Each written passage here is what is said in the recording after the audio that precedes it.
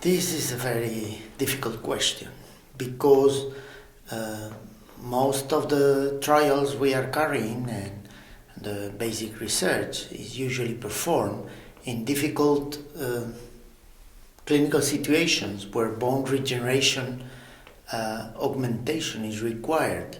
But aged people have difficult problems, different solutions are in place, and regenerative medicine is probably the future, not the present.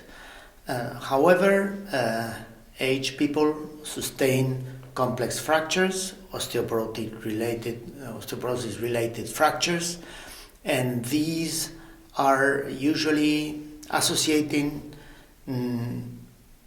bone defects where amounts of bone are lost because of compression and more bone regeneration is required.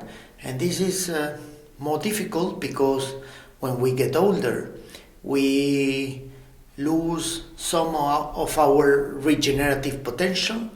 The cells are not so active. We do not have enough precursors, which are the cells in charge of producing new bone, and therefore problems with fracture healing are frequent.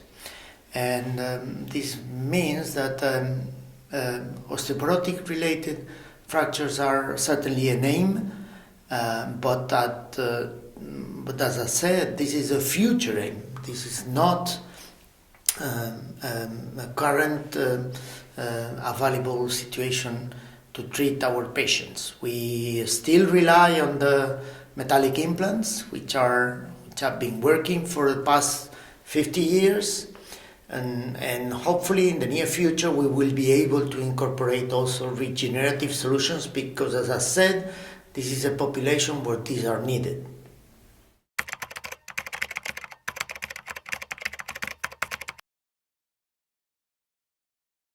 The present of cell therapy is based on bone marrow concentration techniques, one side, and the other in the autologous graft that have been used in surgery during decades. The newest technology is related to osteoprecursors, bone precursors that are obtained from the bone marrow, and which after manipulation during surgery in the surgical room, these are concentrated and reintroduced into the patient where they are more needed in the bone injury areas.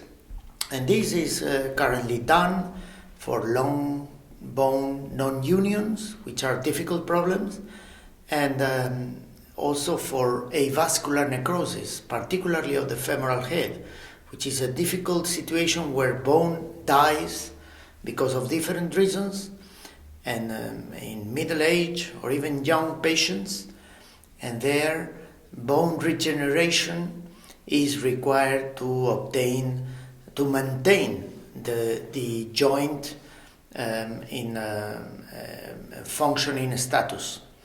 These are current solutions, and these are widely used in many hospitals, although the efficacy is not so clearly stated, and whereas in some places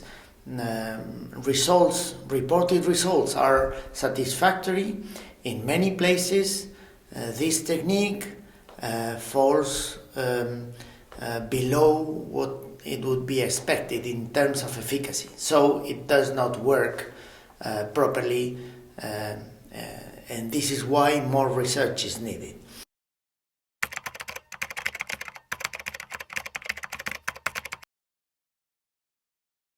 The future perspective, as I said, rely in preparing more cells to heal the bone defects and bone injuries. And this, in our case, has been the mixing of biomaterials with expanded cells. And this means that we obtain the bone marrow cells as previously done for concentrated bone marrow techniques, and we take this to the laboratory, specific laboratories with accreditation to perform these procedures. And this is also not in every hospital up to date, but where this is approved, cells are expanded, which means that a few cells are transformed in a lot more cells from the individual, and these are reintroduced in the individual with a higher dose of cell. We expect more ability to heal the lesions, and we have preliminary results in this European project, and these are very very interesting, and hopefully this will be a good solution to be implanted in every patient. Today, patients that can participate in these clinical trials require to be included in a protocol, and this requires a very specific patient selection, because this will require a lot of data from this patient to be reported to the authorities before this and other procedures can be offered to the general public.